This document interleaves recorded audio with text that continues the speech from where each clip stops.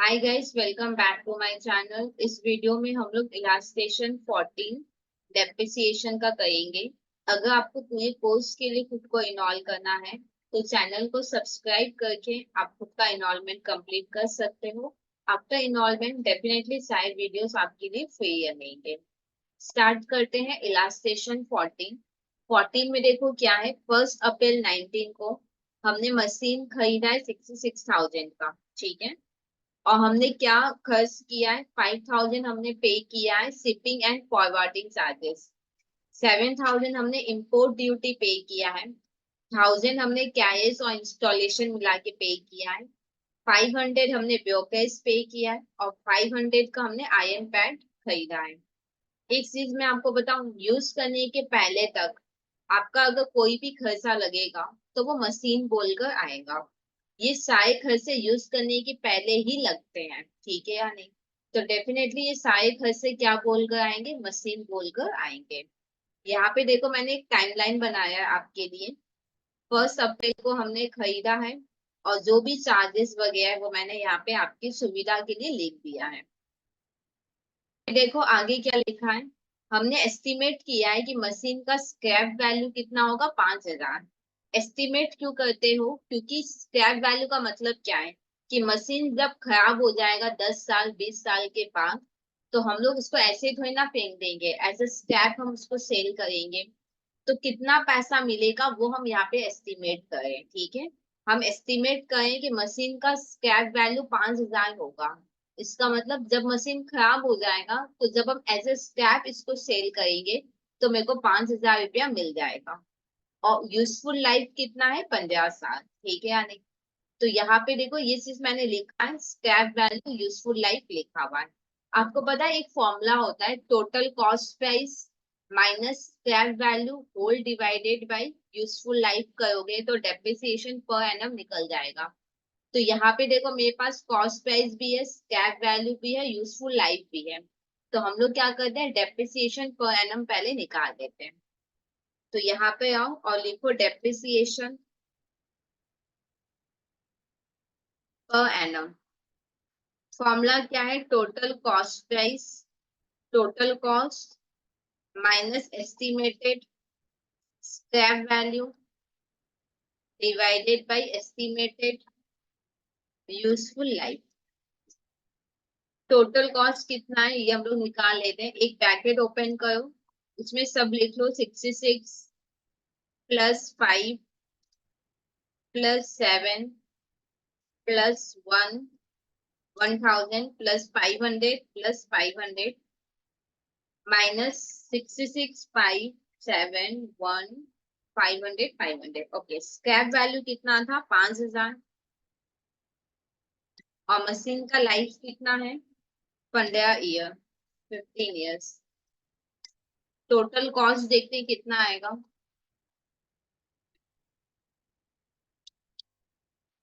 80,000 आएगा total cost, -5,000 whole divided by 15 years. तो इस पूरे को आप सॉल्व कर लो, ₹5,000 आएगा। तो डेप्रिसिएशन कितना हुआ हम लोग का, 5,000। ओके, अब देखते हैं आगे क्या लिखा हुआ है। फिर देखो 1 जनवरी 20 को ये पेयर हुआ है, हाँ या ना। 1 जनवरी 20 को ये पेयर हमने करवाया था। 1 जनवरी 20 इधर होगा, इधर ये पेयर्स हुआ है, ये पेयर एंड इनवॉइस। कितने का हुआ है, 3,000 का। क्या ये मशीन बोलकर आएगा क्या। आपको पता है यूज करने के बाद अगर कोई खर्चा लगता है तो उस खर्चे वो खर्चा बोलकर आएगा, हाँ या ना। जैसे यूज करने के पहले तक जो भी लगेगा सब मशीन बोलकर आएगा। यूज जैसे करने आप स्टार्ट कर दोगे उसके बाद जो भी खर्चा लगेगा तो वो मशीन बोलकर नहीं आएगा। जो खर्चा है वो हमारे बुक में ओपन होगा, जैसे यहाँ पे ये पेयर है तो ये पेयर बोल के आएगा।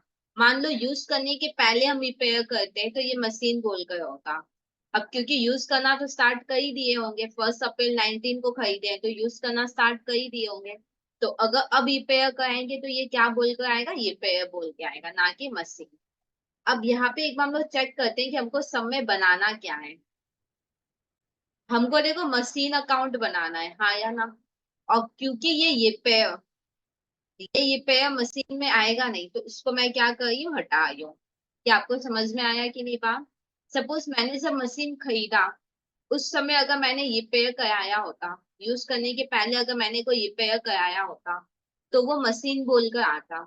अब क्योंकि हम तो यूज करना स्टार्ट कर दिए हैं, तो यूज के बाद जो भी खर्चा लगेगा वो एक्सपेंस बोलकर आएगा, ना कि मशीन बोलकर। ठीक है, तो ये 3,000 क्या बोल के आएगा बुक में, ये पेयर एंड एनुअल्स बोल कर आएगा।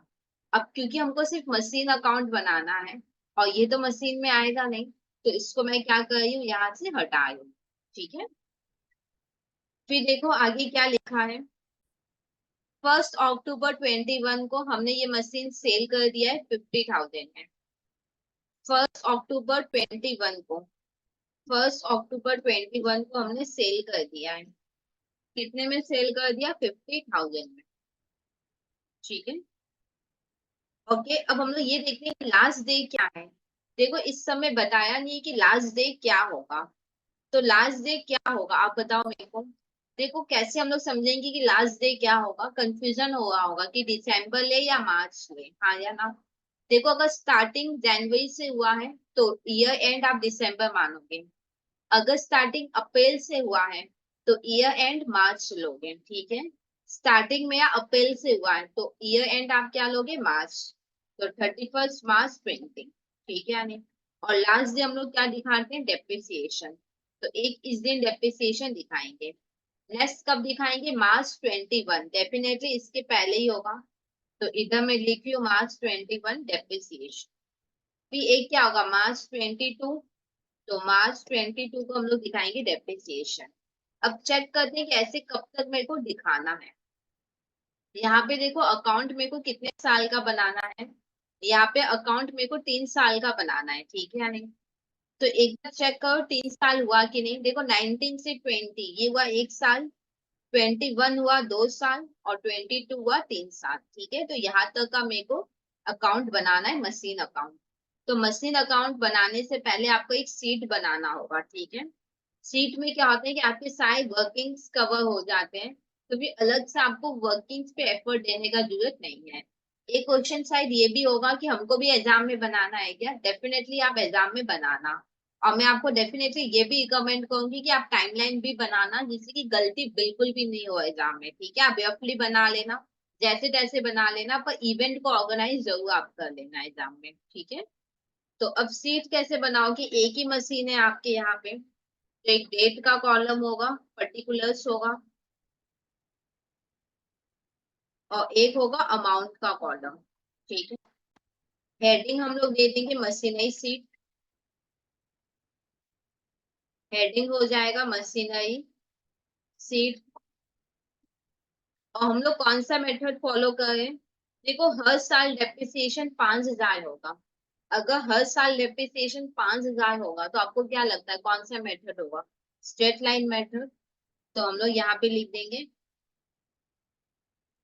Under straight line method. ठीक है, तो स्टार्ट करते हैं। सबसे पहले देखो क्या है, हमने 1/4/19 को खरीदा है, हाँ या ना। तो यहाँ पे लिखो 1/4/19 परचेज प्राइस 66,000। यहाँ पे मैंने टोटल डेप्रिसिएशन का कॉलम नहीं बनाया क्योंकि एक ही तो मशीन है, और यहाँ पे M1 भी नहीं लिखा क्योंकि एक ही मशीन था। दो मशीन होता तब M1 M2 और टोटल डेप्रिसिएशन करते। एक ही मशीन है तो सिर्फ एक ही अमाउंट का कॉलम काफी आएगा। अब देखो ये सारे खर्चे भी तो यूज करने के पहले लगे हैं, तो ये सब भी मशीन बोलकर आएगा। तो इन सबको भी ऐड कर लो, क्या है 5,000, क्या बोल के लिखेंगे, शिपिंग एंड फॉरवर्डिंग चार्जेस। उसके बाद क्या है 7,000, क्या बोल के होगा, इम्पोर्ट ड्यूटी। फिर 1,000 कैश एंड इंस्टॉलेशन। 500 होगा ब्रोकरेज, और अगेन 500 होगा आयरन पैड। ये सब मशीन बोलकर आएंगे तो मशीन में मैंने ऐड कर दिया। टोटल करो कितना आएगा, टोटल करोगे तो 80,000 ही आएगा। टोटल कॉस्ट कितना हुआ, 80,000।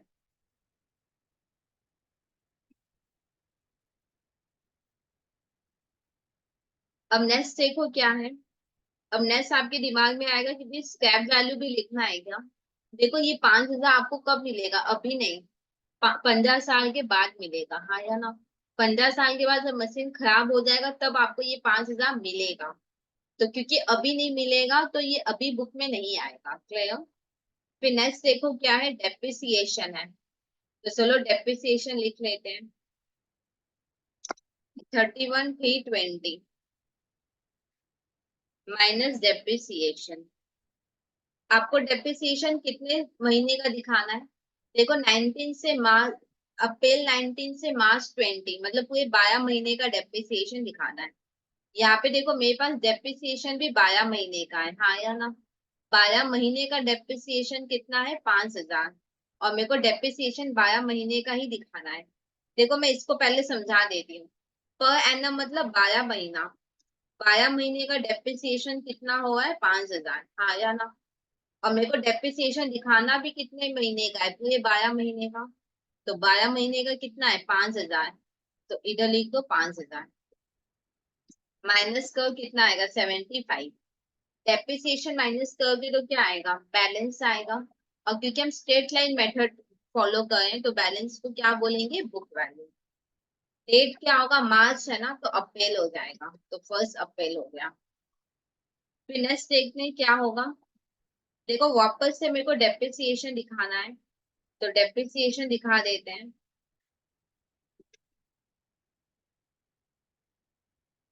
डेप्रिसिएशन कितने महीने का दिखाओगे, मार्च 20 से मार्च 21, 12 महीने का दिखाओगे। और 12 महीने का डेप्रिसिएशन मेरे को पता है 5,000 है, तो फिर सीधा 5,000 लिख लो।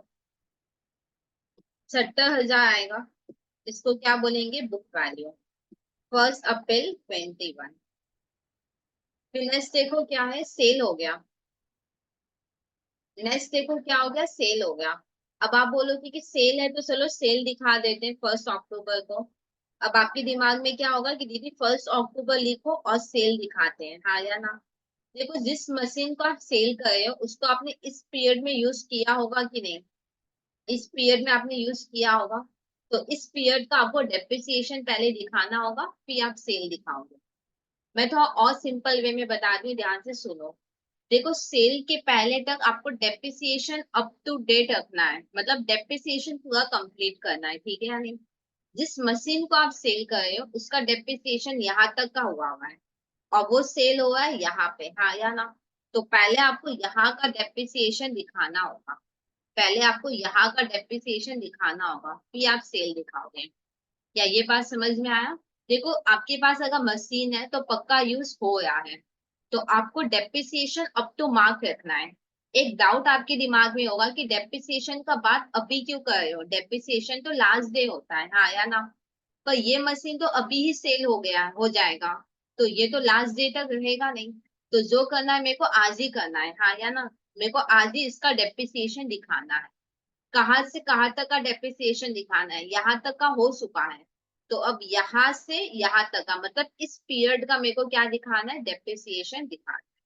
जब आप डेप्रिसिएशन यहाँ का कंप्लीट कर लोगे उसके बाद आप सेल का एंट्री दिखाओगे। बहुत लोगों को कंफ्यूजन होता है कि दीदी समझ में नहीं आएगी डेप्रिसिएशन दिखाना है या नहीं दिखाना है।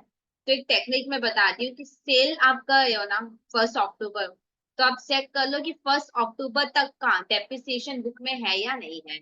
आपकी बुक में मार्च 21 तक का ही डेप्रिसिएशन है, तो आपको पहले अक्टूबर 21 तक का डेप्रिसिएशन कंप्लीट करना है। उसके बाद आप सेल दिखाओगे। डेप्रिसिएशन का लाइन पूरा कंप्लीट होना चाहिए, जहां तक मशीन है वहां तक का पूरा डेप्रिसिएशन कवर होना चाहिए। जैसे मेरा डेप्रिसिएशन अभी यहाँ तक का ही कवर है, और सेल हम यहाँ पे कर रहे हैं। तो इस पीरियड का मेरे को पहले डेप्रिसिएशन कंप्लीट करना है, फिर हम लोग सेल का एंट्री दिखाएंगे। तो यहाँ पे हम लोग लिखेंगे माइनस डेप्रिसिएशन। कितने महीने का मेरे को डेप्रिसिएशन दिखाना है, मार्च 21 से अक्टूबर 21, 1 अक्टूबर 21। देखो मार्च 21 से 1 अक्टूबर 21 कितना होगा? अप्रैल, देखो मार्च नहीं लेना है, ठीक है, क्योंकि 5 तो पूरा कंप्लीट हो गया। तो 4, 5, 6, 7, 8, 9। क्या 10 लोग है क्या? 10 का तो पहला दिन ही है ना, तो 10 नहीं लेना है। तो इन शॉर्ट 6 मंथ का अपने को डेप्रिसिएशन दिखाना है। अब मेरे को एक बात बताओ, 12 महीने का डेप्रिसिएशन आपको पता है ना 5,000 है। तो 6 महीने का डेप्रिसिएशन कितना होगा? 5,000 बाई 12 × 6। कोई प्रॉब्लम है या नहीं? 12 महीने का पता है 5,000 होता है, तो 6 महीने का कितना होगा? 5,000 बाई 12 × 6। तो यहाँ पे लिखो 5,000 बाई 12 × 6।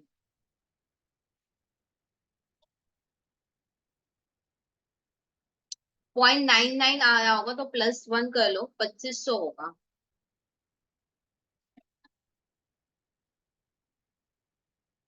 67,500 ये हुआ बुक वैल्यू।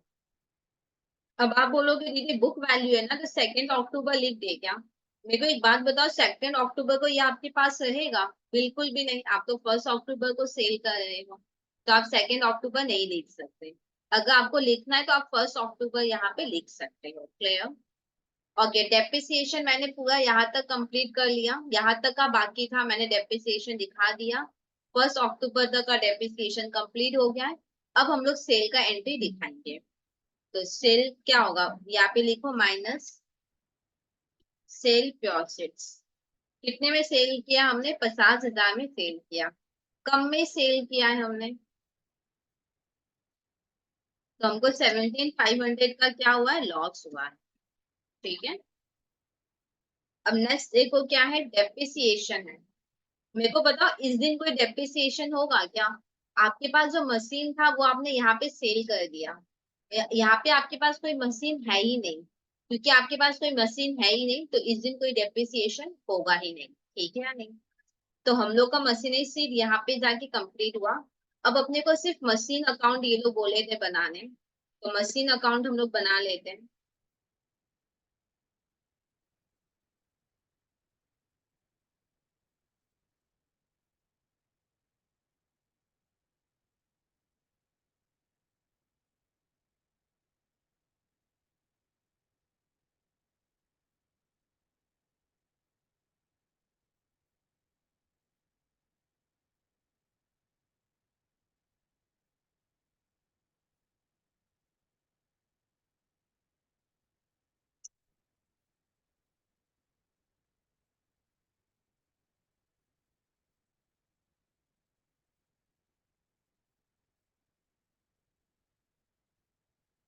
अब हम लोग इस शीट्स के बेसिस पे बनाएंगे। सबसे पहले देखो क्या है, हमने मशीन खरीदा, हाँ या ना? अगर मशीन खरीदेंगे तो हमारे यहाँ से क्या पैसा जाएगा? हाँ या ना? अगर मशीन खरीदेंगे तो हमारे यहाँ से पैसा जाएगा। तो हम लोग लिखेंगे टू बैंक 66। और क्या खरीदा हमने? मशीन। तो हम लोग लिखेंगे मशीन अकाउंट डेबिट। ठीक है। तो मशीन के डेबिट में लिखो 66,000। मशीन के डेबिट में लिखो टू बैंक अकाउंट, डैश दे के परचेज प्राइस 66,000, 1490। अब देखो हम लोग शिपिंग फॉरवर्डिंग चार्जेस पे किए, हाँ या ना? इसका मैं बताती हूँ, फिर ये वाला तो सेम ही होगा। देखो हमने शिपिंग और फॉरवर्डिंग चार्जेस पे किया है, तो हमारे यहाँ से क्या पैसा गया होगा? तो हम लोग लिखेंगे टू बैंक। और क्योंकि ये सब यूज करने के पहले लगता है, तो ये मशीन बोलकर आएगा। तो मशीन अकाउंट डेबिट, हाँ या ना? तो मशीन के डेबिट में टू बैंक होगा। देखो मशीन के डेबिट में टू बैंक लिखा हुआ है, हाँ या ना? अब डैश देके लिखते जाओ। मशीन के डेबिट में टू बैंक है, तो डैश देके अब हम लोग लिख देंगे शिपिंग एंड फॉरवर्डिंग चार्जेस। कितना है? 5,000। और वैसे ही बात बाकी लिख लो। 7,000 import duty, 1,000 carriers and installation 500 brokers, फिर 500 होगा आयरन पैड। ठीक है, फिर नेक्स्ट देखो क्या है, ये सारा कंप्लीट हमने कर दिया। फिर नेक्स्ट देखो अपने को क्या दिखाना है, डेप्रिसिएशन। डेप्रिसिएशन का मतलब क्या है कि मशीन का वैल्यू क्या करना है, डेप्रिसिएट करो। किसको डेप्रिसिएट करना है, मशीन को। तो मशीन क्या हो जाएगा, क्रेडिट। डेप्रिसिएशन मतलब कम हो जा रहा है वैल्यू, किसका कम हो जा रहा है, मशीन का वैल्यू। तो हम लोग लिखेंगे टू मशीनरी और डेप्रिसिएशन अकाउंट डेबिट। इसमें कोई प्रॉब्लम, मशीन का वैल्यू कम हुआ है तो टू मशीन। और ये टाइप का लॉस है, आपके एसेट का वैल्यू अगर कम हुआ है तो ये लॉस हुआ। इस लॉस को हम लोग क्या बोल के लिखेंगे, डेप्रिसिएशन बोल के लिखेंगे। अब हम लोग डेप्रिसिएशन नहीं बना रहे हैं, मशीन बना रहे हैं। तो मशीन के क्रेडिट में लिखो बाय डेप्रिसिएशन अकाउंट 5,000, 31 मार्च 20। अब देखो क्योंकि मार्च आपका लास्ट डेट है तो आपको एक बार का बैलेंस सीधी बीधी करना होगा। तो हम लोग एक बार का सीधी बीधी कर लेते हैं। इधर 80,000 आएगा, 80,000, 75,000 क्या बोल के होगा, बाई बैलेंस सीधी। और ये सीधी यहाँ पे जाके बीडी हो जाएगा। 31 मार्च 20। मार्च के बाद क्या आएगा, अप्रैल, तो 1 अप्रैल 20। अब नेक्स्ट देखो क्या दिया हुआ है, 1 अप्रैल को बुक वैल्यू दिया हुआ है। बुक वैल्यू मतलब बैलेंस। बुक वैल्यू का मतलब क्या होता है, बैलेंस। और बैलेंस क्या बोलकर जाएगा, बैलेंस बीडी, हाँ या ना। बुक वैल्यू का मतलब क्या होता है, बैलेंस। और बैलेंस को क्या बोल के लिखोगे, बैलेंस बीडी। आप बैलेंस बीडी 75 लिखने का सोच रहे हो ना। ये देखो बैलेंस बीडी 75 आपका आया हुआ है। इसका मतलब पता है क्या है, कि अगर आप लेजर बिगनिंग से बना रहे हो तो बैलेंस लिखने का जरूरत नहीं है, बैलेंस अपने आप आपके लेजर में आते रहेगा। ठीक है, अगर आप नया मतलब कि खाली लेजर है, कुछ है नहीं, तो वहां आपको बैलेंस लिखना होगा। तो अगर आप बिगनिंग से कोई लेजर बना रहे हो तो बैलेंस आपका अपने आप आते रहेगा, आपको अलग से लिखने का जरूरत नहीं है। ठीक है, फिर देखो नेक्स्ट क्या है, वापस से अपने को डेप्रिसिएशन दिखाना है। तो डेप्रिसिएशन दिखा देते हैं बाय डेप्रिसिएशन अकाउंट 5,000। अब क्योंकि 31 मार्च लास्ट डेट है तो अपने लोग एक बार का बैलेंस करेंगे।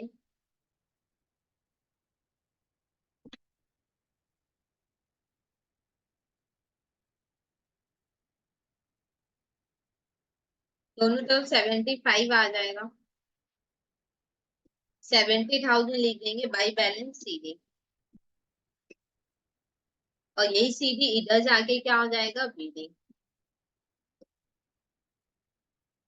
जितना सीधी उतना बीडी हो जाएगा, 70,000, 31 मार्च 21। और इधर होगा अप्रैल 21। फिर वापस से देखो अप्रैल 21 को क्या दिया है, बुक वैल्यू। बुक वैल्यू मतलब बैलेंस। और बैलेंस को क्या बोल के लिखा जाता है, बैलेंस बीडी। मतलब आपके दिमाग में है कि 70,000 को बैलेंस बीडी बोल के दिखाते हैं। ये देखो 70,000 आपका बैलेंस बीडी आया हुआ है। ठीक है, जब भी अर्निंग में लेजर रहेगा तो अपने आप बैलेंस आएगा, लिखने का जरूरत नहीं होगा। फिर नेक्स्ट देखो क्या है, फिर नेक्स्ट अपने को डेप्रिसिएशन दिखाना है। तो डेप्रिसिएशन लिख लेते हैं 1/10/21 बाई डेप्रिसिएशन अकाउंट 2500। फिर नेक्स्ट देखो बुक वैल्यू। बुक वैल्यू लिखने का जरूरत नहीं है, अपने आप ये आपके लेजर में आया हुआ होगा। ठीक है, हमको देखो अगर हम लोग बिगनिंग से यहाँ पे मेंटेन कर रहे थे तो ये बुक वैल्यू आया हुआ होगा, आपको लिखने का जरूरत नहीं होगा। फिर नेक्स्ट देखो हम लोग सेल किए, सेल करोगे तो पैसा आएगा। तो bank account debit to machinery account होगा। ठीक है, यानी सेल करेंगे तो पैसा आएगा बैंक डेबिट टू मशीनरी 50,000। अब मशीन के अब मशीन के क्रेडिट में 50 होगा, मशीन के क्रेडिट में 50 होगा, क्या बोल के, बाई बैंक अकाउंट।